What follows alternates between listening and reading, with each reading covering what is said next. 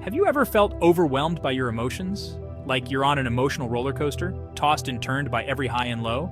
We live in a world that celebrates feeling your feelings, but what if I told you there's a different way? What if true strength came from mastering your emotions, not being ruled by them? What if the key to a calmer, more fulfilling life lay in emotional detachment? It might sound counterintuitive, even a little scary. After all, we're taught to embrace our emotions, to wear our hearts on our sleeves. But what if that constant emotional reactivity is actually holding us back?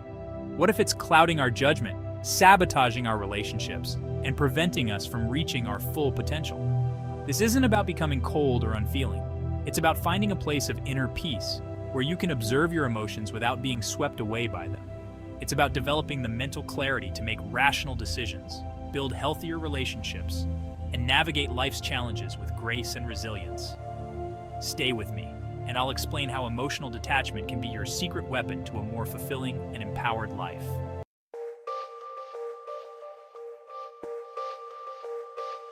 Emotional detachment. The very phrase might seem jarring, conjuring images of stoic faces and closed-off hearts. But I want to challenge that perception.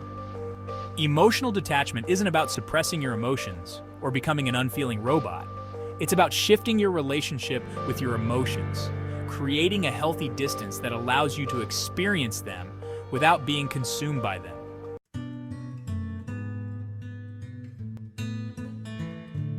Emotional detachment. It's a term often misunderstood, misinterpreted as a recipe for coldness or indifference. But let's set the record straight. Emotional detachment isn't about shutting down your emotions, pretending they don't exist, or becoming an unfeeling automaton. It's about developing a conscious awareness of your emotions, acknowledging their presence without allowing them to control your behavior.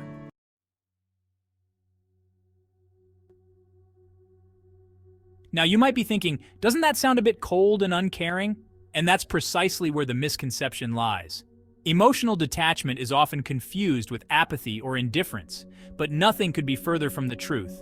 It's not about becoming emotionally numb or closing yourself off from genuine connection. Instead, emotional detachment allows for a more authentic and healthy way of experiencing and expressing your emotions.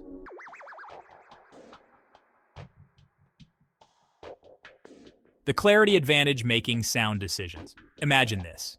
You're facing a challenging situation, maybe a conflict at work or a difficult decision in your personal life. Your emotions are running high: anger, fear, maybe even a sense of overwhelm. In those moments, it's easy to let those emotions cloud your judgment, leading to impulsive reactions you later regret.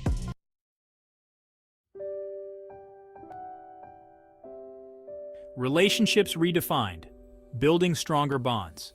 Now, you might be wondering, if I'm emotionally detached, won't that make my relationships suffer? It's a common misconception, but in reality, the opposite is often true. Emotional detachment can actually strengthen your relationships by fostering healthier dynamics based on mutual respect, clear boundaries, and authentic connection. When you're overly attached to the emotional reactions of others, you become enmeshed in their emotional ups and downs, easily swayed by their moods and opinions.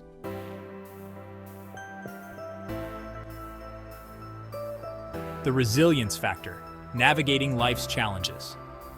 Life is full of challenges, unexpected setbacks, disappointments, and losses. It's inevitable. But it's not the challenges themselves that define us. It's how we respond to them. That's where emotional detachment becomes our superpower, our inner armor against the inevitable storms of life.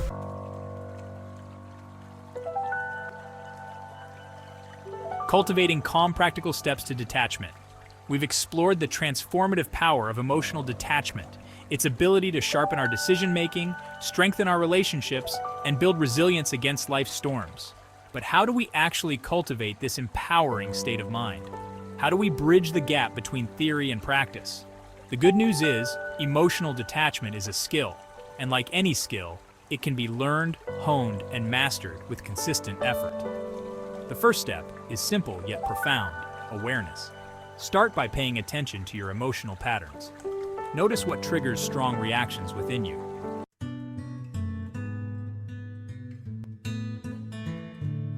Mindful mastery, observing without judgment, mindfulness.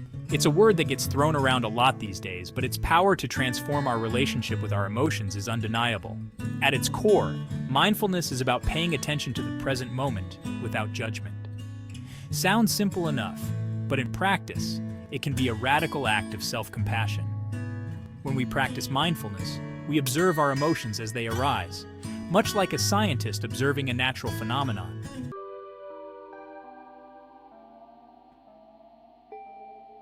Boundaries and balance.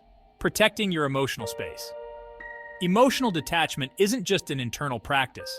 It also involves setting healthy boundaries in our external world. Just as we need physical boundaries to protect our personal space, we need emotional boundaries to safeguard our emotional well-being. What does this look like in practice? It starts with recognizing that you're not responsible for other people's emotions. You can't control how others feel or react, but you can control how you respond.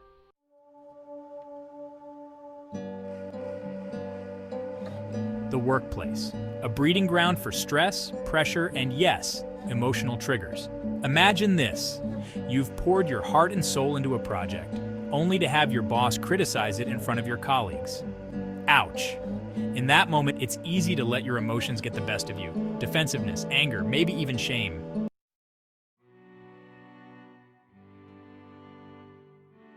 Relationships. They can be our greatest source of joy and support, but also our deepest source of pain. We've all encountered them. The emotional vampires, the energy drainers, the ones who leave us feeling depleted and discouraged. These toxic relationships can wreak havoc on our emotional well-being, but emotional detachment offers a pathway to freedom.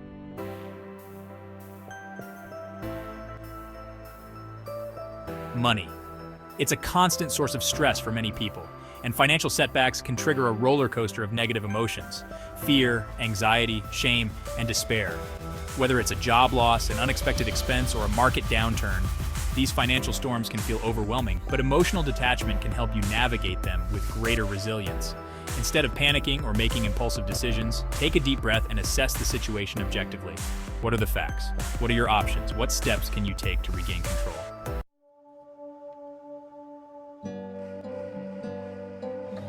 The science of serenity, understanding emotional regulation. For centuries, philosophers and spiritual teachers have extolled the virtues of emotional detachment. Modern science offers insights into this powerful state of mind. The field of psychology calls it emotional regulation. It's our ability to influence which emotions we have and how we express them. Our brains react to perceived threats and rewards with fast emotional responses. This ancient fight-or-flight response is designed to keep us safe, but modern triggers are often not life-threatening. Emotional regulation is about managing these responses, not suppressing them.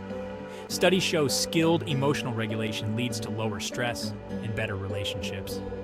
One key method is cognitive reappraisal, changing how we think about a situation. By detaching from immediate emotions, we can reappraise situations objectively.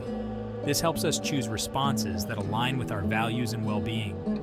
Emotional regulation gives us the power to choose our responses.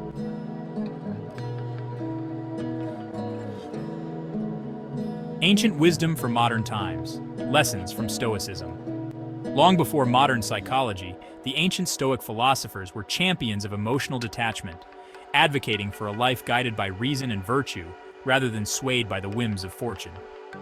Stoicism, founded in Athens in the 3rd century BC, emphasizes the importance of accepting what we can't control and focusing on what we can, namely our own thoughts and actions.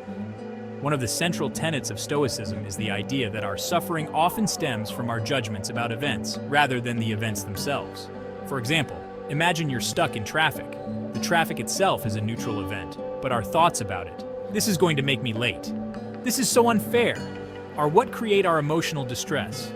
The Stoics teach us to detach from these judgments, to accept what is, and to focus on what we can control in that moment: our own thoughts, our breath, our attitude.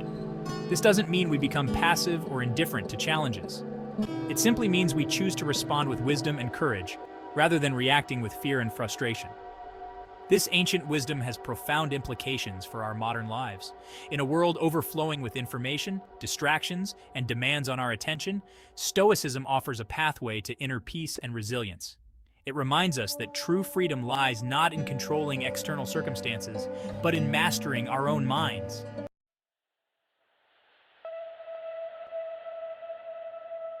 Balancing detachment and connection, finding the sweet spot. As we navigate emotional detachment, a common concern arises. Won't detaching make me seem distant or cold? The line between healthy detachment and emotional unavailability can appear blurry. Emotional detachment isn't about shutting down your emotions. It's about choosing how you respond to them. Imagine your emotions are like a dial, and you can adjust the intensity. It's about finding the sweet spot, experiencing emotions fully without being overwhelmed. Experience emotions with gentle awareness, allowing them to flow without sweeping you away. Stay connected to your emotions and others, while maintaining clarity and composure.